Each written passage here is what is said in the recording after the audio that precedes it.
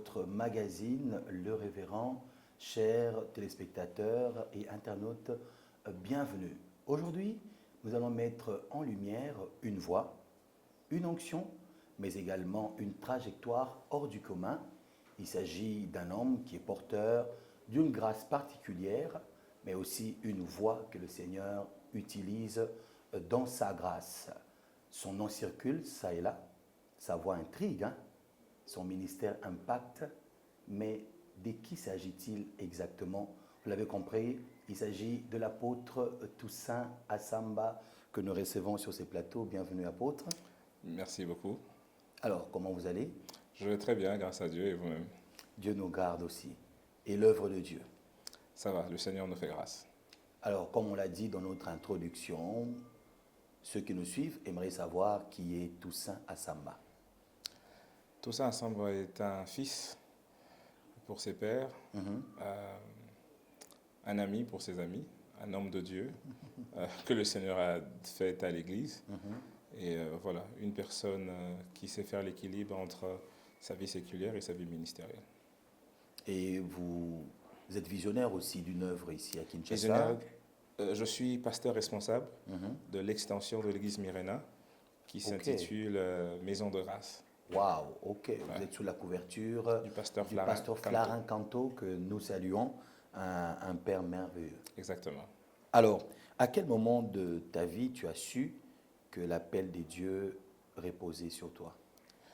Ma vie, c'est une péripétie de beaucoup d'événements. Alors, rassurez-vous, de beaucoup de jeunes choses. aimeraient bien savoir ces parcours. Le moment où je sais que le Seigneur m'appelle, c'est à l'âge de 14 ans.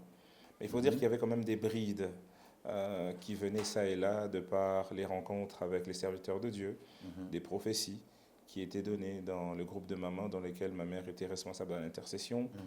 Mais c'est vraiment à l'âge de 14 ans que l'appel commence vraiment à être criant. Moi, je me convertis à l'âge de 12 ans. C'est un peu tôt pour certains, mais lorsque je regarde ma vie aujourd'hui, je me dis qu'il n'y avait certainement pas de retard dans l'œuvre de Dieu. Mais c'est à l'âge de 14 ans que je rencontre un merveilleux ami qui était mon voisin de classe, qui lui était déjà membre d'un groupe des jeunes, et il vivait déjà une vie très charismatique, il parlait en langue. Et un jour, il m'appelle comme ça, il me dit, écoute, j'aimerais vraiment que tu viennes dans ce groupe de prière. Et mon ami est pasteur jusqu'à aujourd'hui. Oh, gloire à Dieu. Je salue aussi Jonathan Kambo. Oh. Alors, c'est lui qui m'invite dans un groupe de prière. Comme ça, il me dit, viens, j'aimerais que tu viennes et que tu expérimentes la vie avec le Saint-Esprit.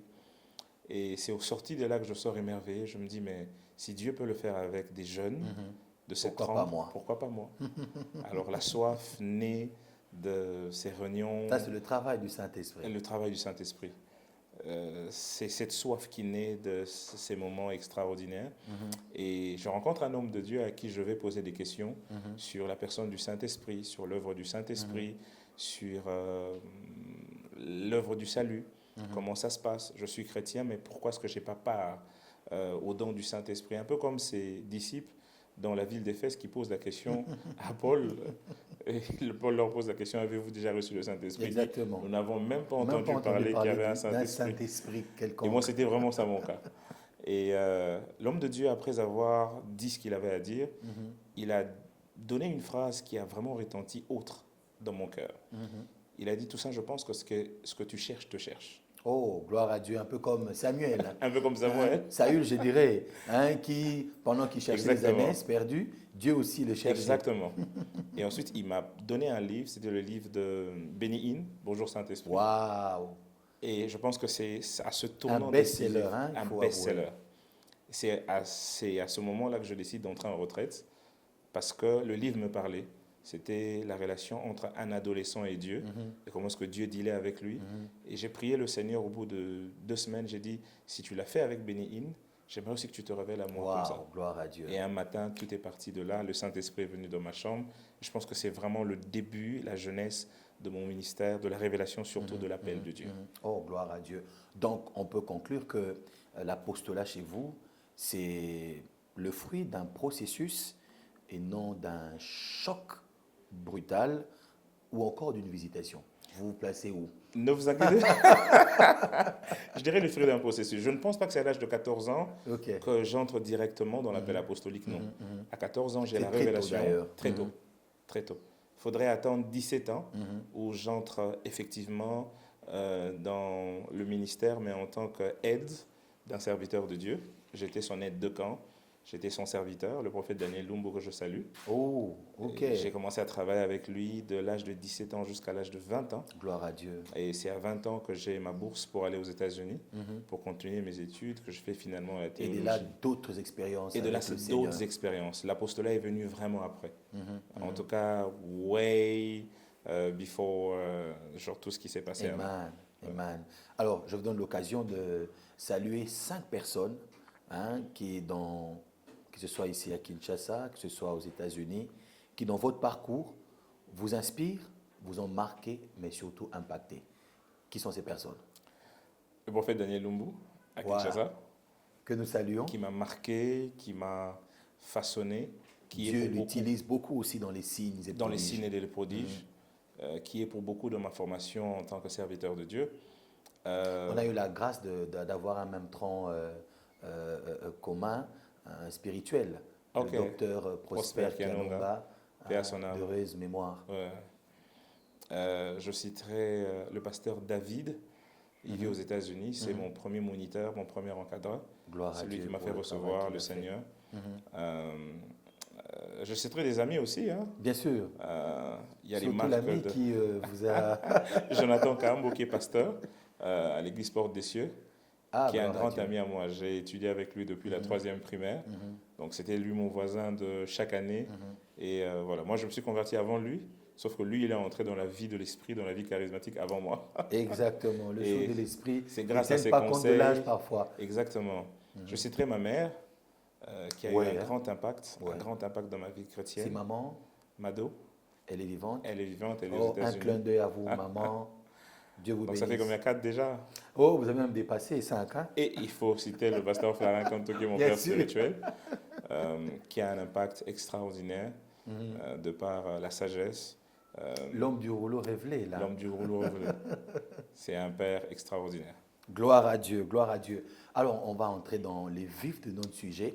Hein? Alors, fidèles téléspectateurs, chers internautes, serrez la ceinture. C'est un culte d'onction. Et je crois que l'onction va traverser à travers nos différentes caméras. Gloire au Seigneur. Alors, c'est un sujet qui intéresse les jeunes aujourd'hui. Mais également, il faut dire que la lumière sur ces sujets est venue au fur et à mesure, parce que la révélation, elle est progressive aussi. Je parle bien sûr de l'onction. Quel est l'entendement que vous avez sur l'onction? C'est quoi l'onction selon vous? Je pense qu'il y a beaucoup à dire sur l'onction, mais il faudrait toucher sur les piliers. L'onction, c'est la méthode de Dieu pour permettre l'homme sur la terre à pouvoir atteindre ses desseins. Gloire à Dieu. Jésus en parle dans Actes 1:8. Il dit, vous recevrez une puissance, le Saint-Esprit survenant sur vous, vous serez mes témoins, sans lequel, en recevant Christ sans l'onction, on n'est que des croyants. Mais pour avoir la licence de pouvoir être en activité, de pouvoir manifester les œuvres de Christ selon la continuité du ministère que lui, il a commencé quand il était sur la terre, il faut l'onction. Alors c'est quoi l'onction? L'onction, ce n'est pas la présence du Saint-Esprit dans l'homme. L'onction, c'est la puissance qu'emmène la présence du Saint-Esprit. Parce que Jésus a été clair. Il dit, vous recevrez une puissance, le Saint-Esprit survenant sur vous. Il y a une différence entre la personne du Saint-Esprit avec la puissance du Saint-Esprit. Cette puissance-là, c'est du grec dunamis. Et cette puissance, à l'époque, elle était rattachée par rapport à la puissance du feu. Il faut savoir qu'on préparait avec le feu, on voyageait avec le feu. Un peu, la vie était motrice au travers de l'élément du feu. Alors Jésus utilise ce terme dunamis aussi pour parler de l'onction. Pourquoi? Parce que l'onction, c'est cette capacité que Dieu relâche dans la vie de l'homme qui fait naître ou encore qui extériorise la divinité qui est enfouie en lui. Gloire à Dans Dieu. la vie de chaque homme, il y a une dimension divine mais qui est enfouie. La Bible déclare que la sagesse de Dieu, c'est de pouvoir cacher les choses. La sagesse des rois, c'est de pouvoir le sonder. Dieu n'a jamais mis en surface, au fait, les habilités, les talents, les potentiels de quelqu'un. Dieu les a toujours cachés. Et regardez le jour de la Pentecôte, lorsque l'onction du Saint-Esprit descend, la Bible dit que les flamèches de feu étaient sur chacune de leurs têtes. L'état dans lequel ces personnes-là étaient, c'est que leur divinité était endormie. Pierre a commencé à reprendre sa vie séculière. Tant d'autres apôtres ont abandonné la voie du Seigneur. Les gens étaient crispés sachant que Christ était parti. Mais lorsque le Saint-Esprit descend avec l'onction, les feux sur les têtes, qu'est-ce qu'on voit? On voit une vie redynamisée. Tout à fait. La sémence qui était en eux a commencé à crier à l'extérieur Pour d'eux. devenir des témoins Un peu comme fidèles à Jérémie, Christ. dans Jérémie 1,5, la Bible dit, lorsque tu étais une masse informe dans le ventre de ta mère, je t'avais connu, je t'avais établi prophète. Mais ce qui est bizarre, homme de Dieu, c'est que le moment où Dieu rencontre Jérémie pour lui parler, Jérémie n'a aucune conscience de son prophétisme. En fait, le prophétisme était en lui, parce que Dieu dit, je t'avais établi. Lorsqu'il naît, ce prophétique est grandissant en lui, mais sauf que ce prophétique ne parle pas. Il n'a jamais vu de vision, il n'a jamais entendu Dieu lui parlant, il a une onction dormante. Beaucoup de gens ont des grâces dormantes au-dedans d'eux. Et il faut l'onction. cette dynamite, Il faut cette un peu dynamite. comme l'effet du dynamite Exactement. dans un immeuble. Il y a toujours des effets qui Il y a toujours vont des de effets. l'intérieur à De l'extérieur. l'intérieur à l'extérieur. C'est ce que Paul dit à Timothée dans 2 Timothée 1 à partir du verset 6 au verset 8. Il dit, ranime la flamme du don de Dieu Oh, gloire que tu as à reçu par Jésus. imposition de mes mains. Paul fait une distinction claire entre le don de Dieu avec la flamme qu'il anime. Le don de Dieu, c'est la grâce que Dieu a investie, c'est l'appel que Dieu a investi, c'est les talents qui sont en quelqu'un. Mais c'est quoi l'onction? C'est la flamme. Cette flamme-là qui donne essence au don. Vous savez, il y a des gens qui ont des dons, mais qui n'ont pas l'onction. Et l'onction répond à la question de pouvoir extérioriser, fuir à l'intérieur. Et ça rappelle l'épisode du peuple d'Israël dans les déserts. Exactement. Lorsqu'ils ont fait l'expérience de la montagne des Sinaï, qui était en feu. La montagne d'Horeb, je voulais dire d'ailleurs, qui était en feu. Mais dans Actes des Apôtres, ce n'est plus le feu sur la montagne, mais c'est le feu maintenant sur les croyants. Exactement. Pour apporter, un peu Exactement. comme les renards enflammés que Samson avait relâchés, Oh, yes. apporter ce feu-là dans le monde. Ce feu. Waouh, merveilleux. Mais est-ce qu'on peut être oint sans les savoir? Il est impossible. On entend parler des ex-oints, on entend parler voilà, de toute autre chose. Mais est-ce qu'on peut être un oint ignorant? Il est possible d'être appelé sans le savoir. Ok. Mais il est impossible d'être oint sans le savoir. Oh, gloire à Dieu. Regardez ce que Jérémie est en train de dire sur ce feu de l'onction. Il dit, même lorsque je refuse de pouvoir parler de ta part, ta parole est comme un feu qui me consume Exactement, les os et exactement. je ne peux m'empêcher de prophétiser ta parole. L'onction produit toujours des réactions. Lorsqu'on est oint, il y a toujours une réaction. Il est impossible de faire semblant d'être Action-réaction. Action-réaction. Merveilleux. Soyez bénis de partout où vous nous suivez. Mais est-ce que tous les appelés sont de oint? Tous les appelés ne sont pas oints. L'onction, c'est une étape venant dans l'appel. Regardez l'exemple de Saül. Dieu l'appelle et Saül le consacre du haut de cette chambre haute. Certaines personnes ont tendance à croire que l'onction, c'est cette cérémonie dans l'église de consécration d'huile. C'est-à-dire, dès le moment où on met l'huile sur ta tête, tu es oint. Parce que le symbolisme de l'huile renvoie bien sûr à L'huile est l'onction. une symbolique Voilà. de l'onction. Mais l'onction, c'est la présence du feu de l'esprit sur la tête de quelqu'un. Amen. L'huile, c'est une symbolique. C'est une étape de légalisation humaine qui commémore ce qui a été fait dans l'esprit. Regardez dans la vie de Saül. Ce n'est qu'un protocole, Ce n'est qu'un protocole. humain, Un protocole humain qui répond au protocole qui divin. répond au protocole divin. Mais le plus important, c'est qu'il y ait d'abord ce protocole divin. Regardez l'exemple de Saül. On le oint d'huile, mais ce n'est pas en ce moment-là qu'il reçoit l'onction. Le prophète lui dit, lorsque tu m'aurais quitté, tu vas rencontrer une troupe des prophètes qui descendent des hauts lieux. L'Esprit de l'Éternel te saisira, tu prophétiseras et tu seras changé en un autre homme. Le but de l'onction, c'est de nous transformer selon la maquette divine que Dieu a de nous dans l'éternité. Amen. La forme finie que Dieu me voit, que Dieu vous voit dans l'éternité, c'est ça que l'onction a pour but de pouvoir nous emmener à ressembler. Et révéler votre vraie identité. Votre vraie identité. Parce qu'en réalité, notre vraie identité ne se rattache pas à nos tribus. Exactement. Ne se rattache pas à d'où nous venons. Exactement. Et regardez ce que ça produit dans la vie de Saül. C'est le moment où il rencontre la troupe de prophètes que le Saint-Esprit le oint. Alléluia. Et que le Saint-Esprit le transforme à la dimension du roi qu'il était appelé et qui vient écraser au fait le poltron qu'il était. Il n'est pas oint au moment où Samuel met sur lui l'huile. Il est consacré. Il est oint au moment où le Saint-Esprit descend sur lui pour le transformer en un autre homme. Ça, c'est très important. Très merveilleux, très merveilleux. Mais selon vous, quelles sont les conditions sine qua non à remplir pour justement recevoir cette onction? Utilisons la maquette de Élisée, Allons-y. qui est appelé, mais qui n'est pas encore loin, parce que son appel commence au moment où Élie désiste au ministère dans le désert. Il a peur de Jézabel et Dieu lui dit, va oindre Élisée comme prophète à ta place. On est d'accord? Alors, c'est dans un pèlerinage de 20 ans. C'est un joueur qui était sur les bancs. Hein. Et le C'est un joueur coach qui était sur le banc. décide, voilà. Dieu parle de lui en disant qu'on le oigne comme prophète, mais depuis le moment où Élie vient le prendre chez lui, alors qu'il était un fils de riche, Dieu ne le oigne pas encore. Et bibliquement parlant, si vous consultez les fouilles historiques, il se passe 20 ans du moment où Élie le prend Ça, chez c'est ton Élie. fort. Hein. En passant, dis-nous si tu es archéologue ou peut-être tu aspires à cela. Rien à voir. Juste Gloire à Dieu. quelques petites fouilles Vraiment. par la grâce du Seigneur. Très Alors, important. il se passe 20 ans où on le prend chez lui à la maison, lui qui était un fils de riche. Quelques commentaires plus tard, même quand on le cherche, on lui dit, on cherche Élisée, fils de Shaphat, qui versait de l'eau entre les mains d'Élie. Il n'était que serviteur de l'homme de Dieu. Alors, le moment où il vient à être roi, c'est le moment où Élie doit partir maintenant, 20 ans après. Et là, on voit quelques conditions pour entrer dans l'onction. Parmi lesquels? Parmi lesquelles, par exemple, Élie lui dit, si tu me vois pendant que je serai enlevé, cela te sera accordé. Quoi? La double portion, en d'autres termes, l'onction. Mais si tu ne me vois pas, cela ne sera pas accordé. Voir voudrait dire quoi? La première des choses pour être roi, c'est être capable de pouvoir lire dans la vie de ceux qui t'ont précédé dans cette onction, lire leur spiritualité au détriment de lire leur humanité. Okay. Les autres fils de prophètes regardaient à Élie en voyant un vieillard. Ils viennent même dire à Élisée, pourquoi est-ce que tu le suis encore? Lui, il est déjà vieux. Ne sais-tu pas qu'il sera enlevé? Il est déjà partant.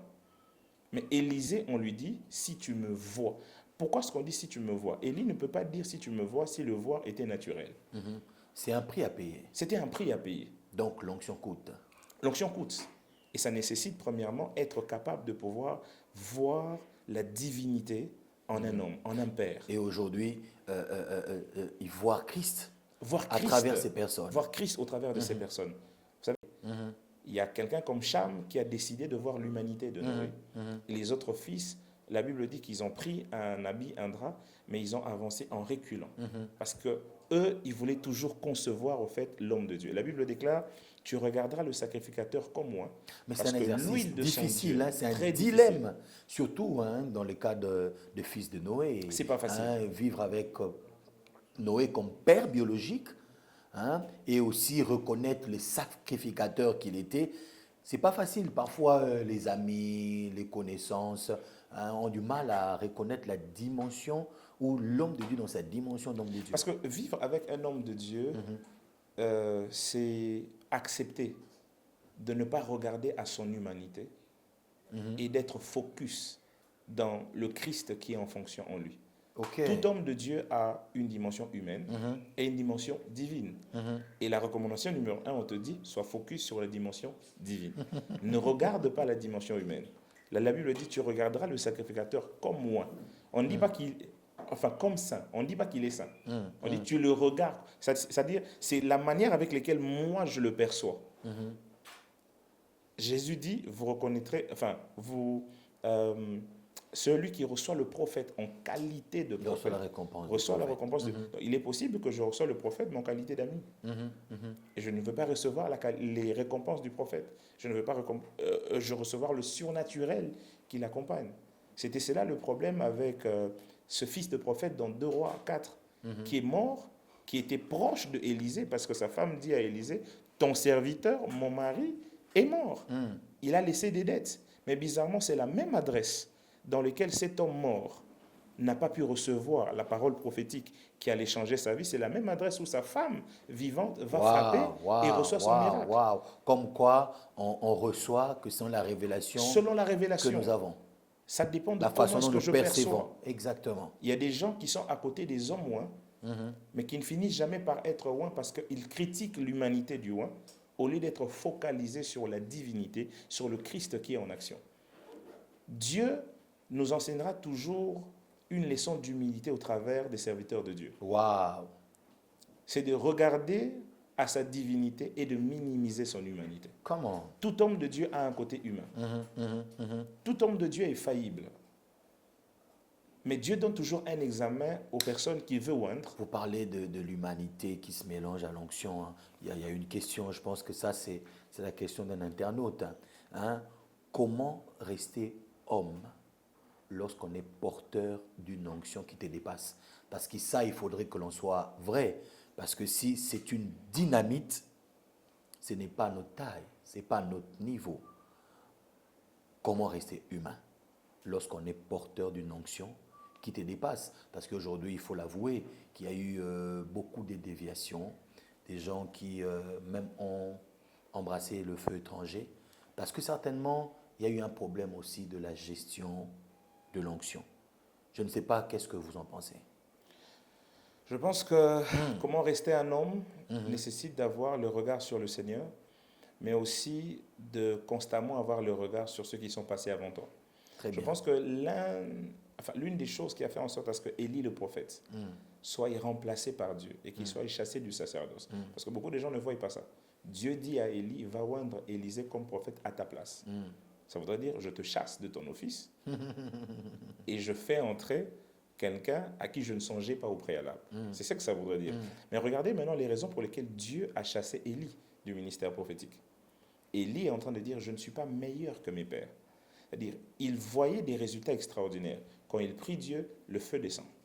Quand il prie Dieu, la pluie qui ne tombait pas dans le pays depuis 3 ans revient. Et Élie était la superstar. C'est l'époque où, si les réseaux sociaux existaient déjà, je pense que Élie serait un peu partout sur les Il réseaux. aurait fait plus d'1 million. Et s'il était congolais, en tout cas, tous les réseaux auraient dit l'homme de feu, l'homme de pluie, le prophète qui dit une chose et la chose s'accomplit. Mais malgré qu'il faisait toutes ces choses sur le plan charismatique, malgré que l'onction était manifeste et que c'était une superstar, Élie était orgueilleux. Parce qu'il pensait au-dedans de lui qu'il était meilleur que ceux qui lui ont précédé. Comment rester humain? C'est garder toujours à l'esprit que ceux qui nous ont précédés, dans leurs erreurs ou encore dans leur côté positif, restent des personnes qui sont devant nous. Jésus dit, le disciple n'est pas plus grand que les maîtres. Pas du tout. Dès le moment où on manifeste quelque chose de Dieu et on pense devenir plus grand, c'est déjà ça le problème. C'est ça qui a détruit Lucifer autrefois, astre brillant, mais c'est le moment où il s'est dit dans son cœur qu'il va s'élever au-dessus. En fait, je pense, homme de Dieu, qu'il faut veiller sur la nature. L'orgueil, l'envie, tout ce qui naît dans le cœur. Exactement. Et moi, je dis qu'il faut veiller sur la nature des ambitions quand on est homme. Waouh, très bien. Sur les motivations. Sur la nature des motivations. Paul dit, ma prédication ne reposait ni sur la fraude, ni sur l'erreur, ni sur les motivations impures. Beaucoup des gens qui sont loin ne se maintiennent pas dans cette onction à cause de la nature de leur motivation. Ah, plusieurs à tort ou à raison, parfois défendent des motivations parfois exagérées. Oui. Hein, c'est basant sur toujours Paul, que non, la prédication de mes enseignements ne reposait pas sur des discours persuasifs, mais sur la démonstration.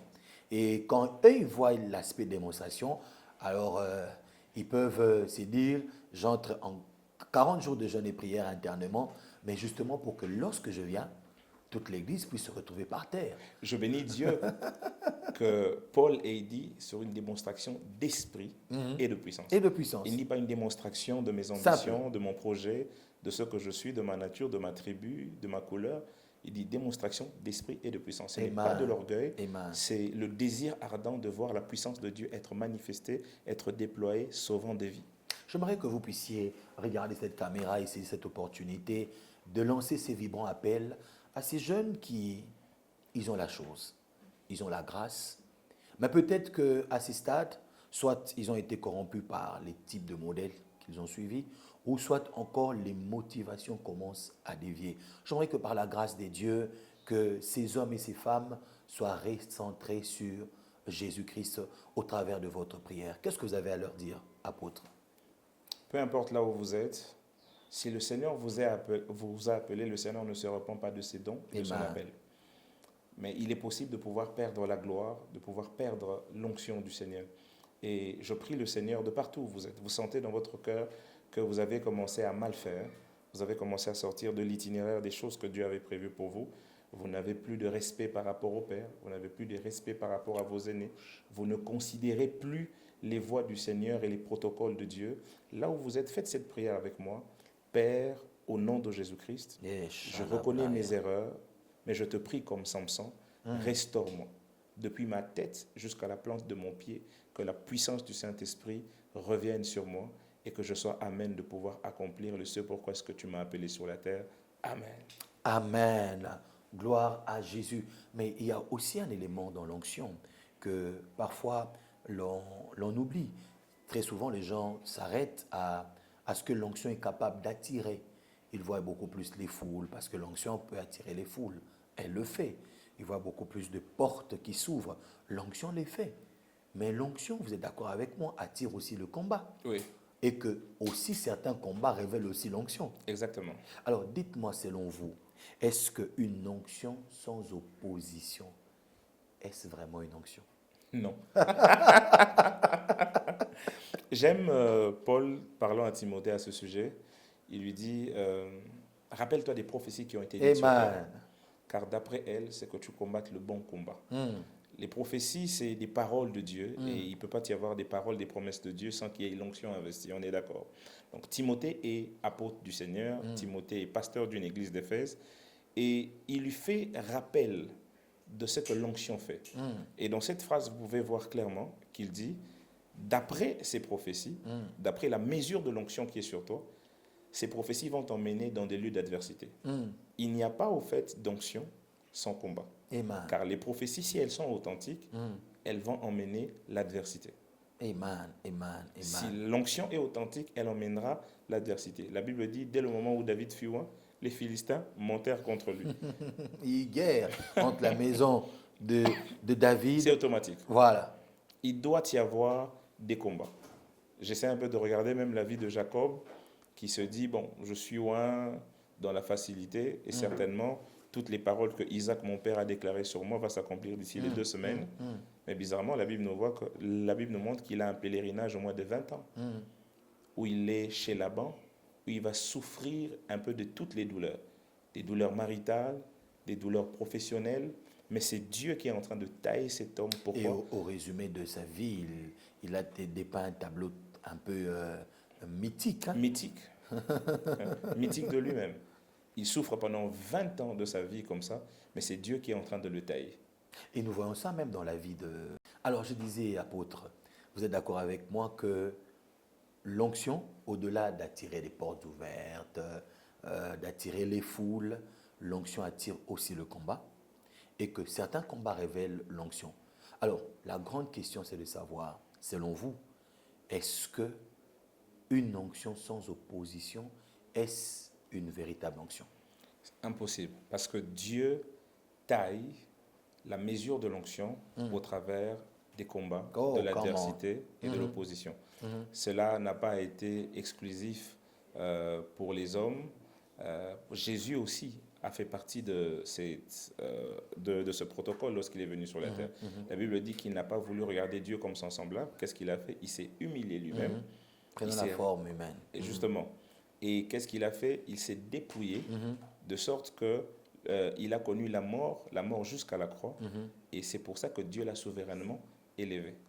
Donc l'onction dans la vie de Jésus l'a emmené dans plusieurs types de morts et dans plusieurs formes de mort, jusqu'à ce que Dieu l'emmène dans les hauteurs. Donc l'onction l'a emmené dans l'humiliation, l'onction l'a emmené dans les combats, l'onction l'a emmené de côtoyer plusieurs types de morts. Des morts émotionnelles, des morts psychologiques, des morts relationnelles. Pourquoi? Parce que l'onction emmène les combats. On le voit clairement dans la vie de Joseph. C'est dès le moment où il y a une forme de faveur qu'on lui donne dans la maison de son père, de par la tunique à plusieurs couleurs, que l'adversité devient de plus en plus criante.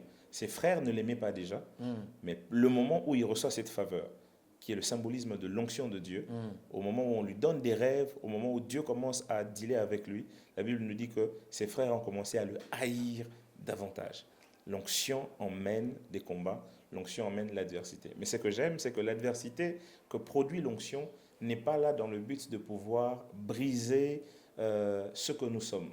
Mais c'est dans le but de pouvoir nous préparer par rapport aux responsabilités que nous sommes censés avoir, aux responsabilités que nous sommes censés au fait incomber. Mais ça nous garde aussi dépendants de Dieu et de Dieu Dépendants seul. de Hein, Dieu. parce qu'à un moment, on a tendance, la vie de loin, Oui. parfois à un moment, ils ont tendance à oublier ou à omettre que la source, c'est Dieu. Exactement. Et tout ce que nous recevons ne sont que ressources. Et l'on ne peut pas aimer les ressources plus que la source. Exactement. Waouh, merveilleux, merveilleux, merveilleux. Mais dans votre vie, quel a été le prix La que question de cette question. onction a coûté? Je pense que les prix ont été multiples. Paul parle des jeûnes multipliés. Mais bon, s'il faudrait que je puisse citer quelques-uns, je suis passé par des moments très difficiles. Waouh. Très difficiles. Très difficiles. Il y a une église que j'ai eu à commencer dans mon parcours jusque-là. Et j'ai vu cette église se briser. Oh là là. Et c'est pas que le Seigneur ne m'avait pas dit ça. Le Seigneur m'avait dit. J'ai prié contre. J'ai chassé des démons là où il n'y avait pas de démons. Il faut faire très attention lorsque on ne comprend pas les combats de l'onction d'avec La une volonté. adversité Exactement. démoniaque Ok. ou encore Ok. une adversité liée par rapport à des oppresseurs. Moi, j'avais vu ça de cette manière-là, mais c'était un combat de l'onction.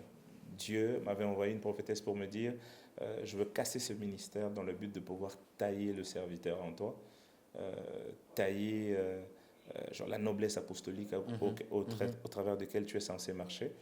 Et voilà, c'était difficile. C'était difficile. Waouh. Et ça, vous l'avez vécu ici, Non, aux États-Unis. aux États-Unis. Oh là là. C'était Oh là très là. difficile et c'est au travers de ces moments de peine, de difficulté que j'ai vu la main de Dieu, que le Seigneur s'est révélé à moi d'une manière différente.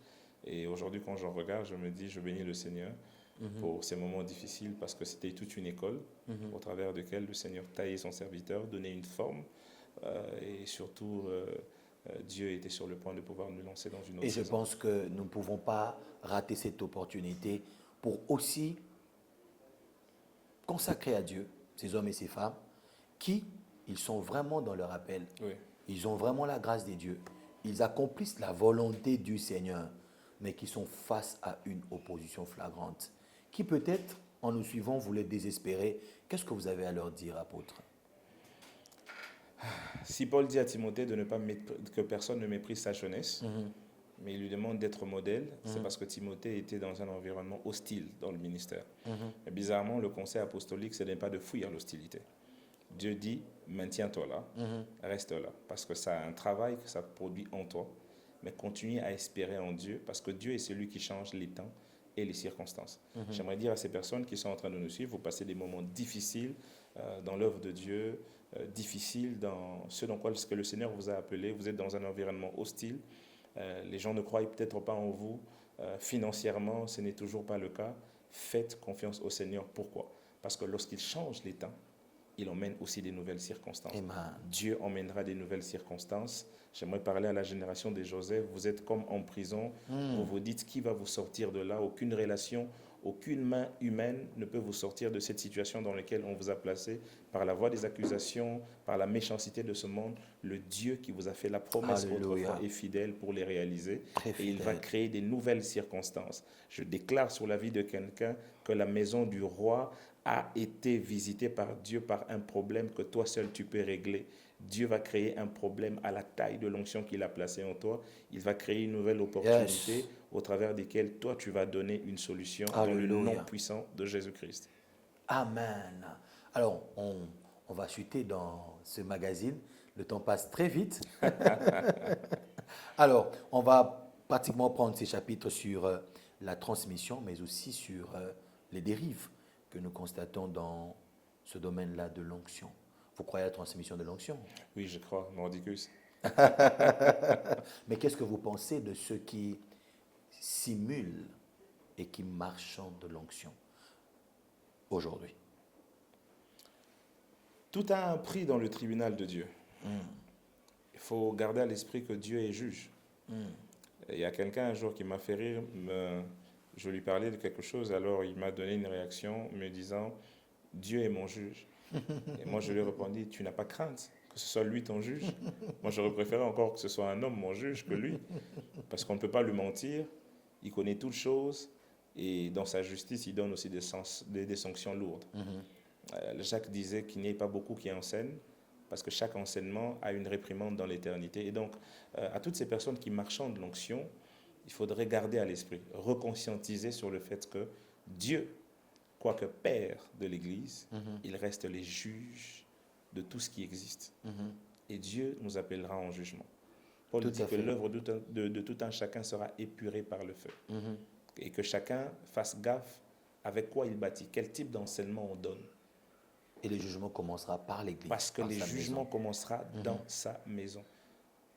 Qui que l'on soit, quoi que l'on ait fait, peu importe les types de prouesses pour lesquels les hommes nous reconnaissent grands, que l'on garde toujours à l'esprit que Dieu est un juge et que Dieu nous jugera. Amen, amen. Nous sommes en train d'évoluer dans cette émission. Abonnez-vous dans les différentes pages pour ne rien rater par rapport à ce magazine qui est là pour l'édification du corps de Christ. Mais est-ce qu'il vous est déjà arrivé d'être déçu dans votre parcours ministériel par l'imposition de main que vous ayez faite sur quelqu'un? Une imposition que moi j'ai faite ou que quelqu'un a fait sur moi? Dans les deux sens. Faites sur quelqu'un, Ah, j'aurais pas mais dû poser aussi cette question. faites sur vous. Sincèrement. Bon, puisque... Bon, sans polémique, hein, parce que ces magazines, c'est vraiment un magazine d'édification. Allez-y. Oui, je dirais oui. Imposition de quelqu'un faite sur moi, oui. Il m'est arrivé d'avoir été en contact avec des personnes pas très sérieuses. Ça fait très longtemps, il faut dire ça comme ça. J'étais enfant, je n'avais que 16 ans. Et comme le diraient les humoristes, hein, au loin alors. J'étais enfant, j'avais que 16 ans. Et je suis allé un jour voir un prophète là. J'aspirais au don de prophétie. En tout cas, moi, j'aspirais sincèrement. J'aspirais vraiment au don de prophétie. Je suis allé le voir. Et il m'a dit à cette époque-là, je n'étais vraiment pas enraciné en parole.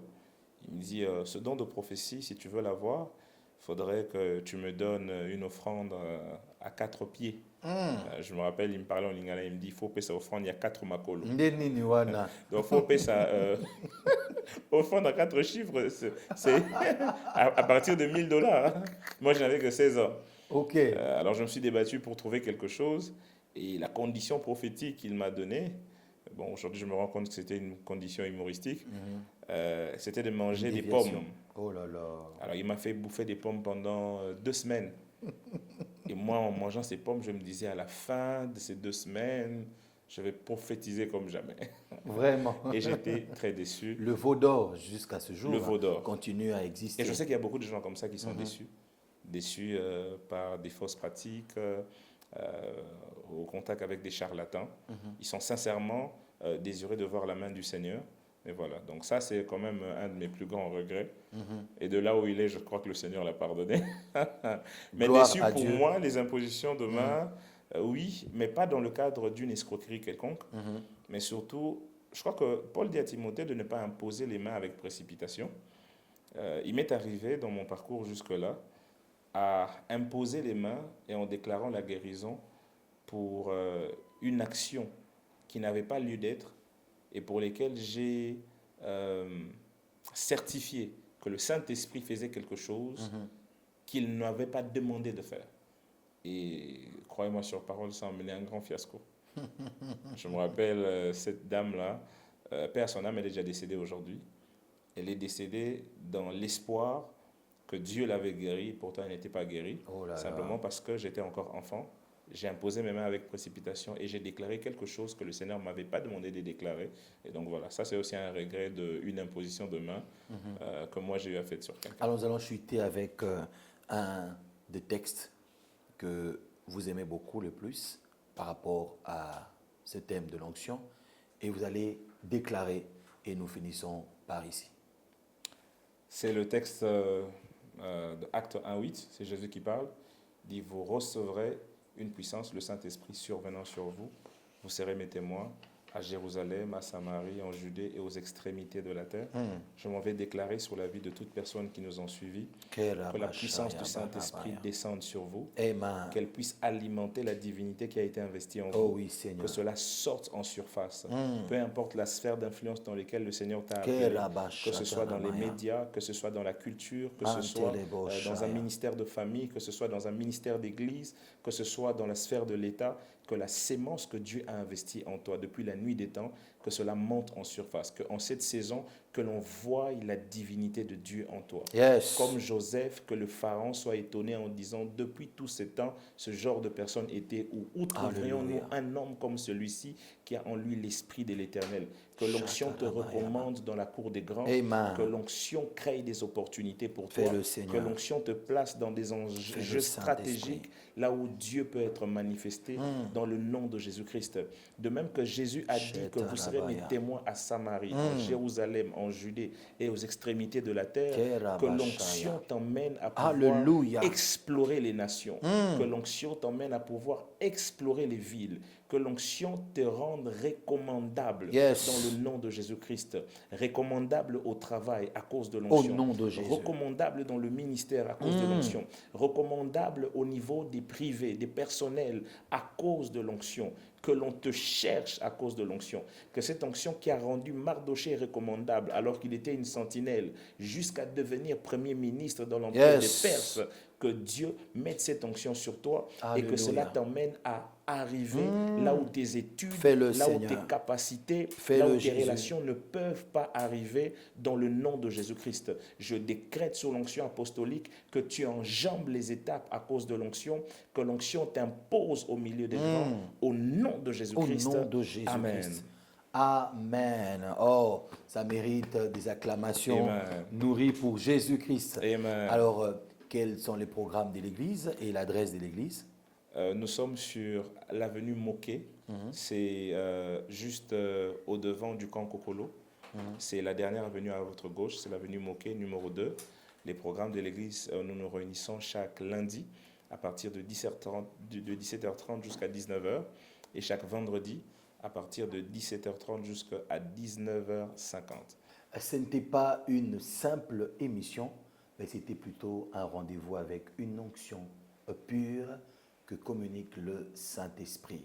L'onction ne se vend pas, mais l'onction se porte et la source officielle, c'est le Saint-Esprit. Un grand merci à l'apôtre Toussaint Samba qui nous a énormément bénis et vous pouvez réécouter, suivre, partager cette émission au-delà des frontières afin que l'Église, corps du Christ, soit bénie au travers de votre magazine, Le Révérend Podcast. Alors, à très bientôt pour un nouvel épisode, cette fois-là avec un autre thème qui défraie la chronique pour la gloire de Jésus-Christ. Maranatha, Jésus revient bientôt. Ciao, ciao.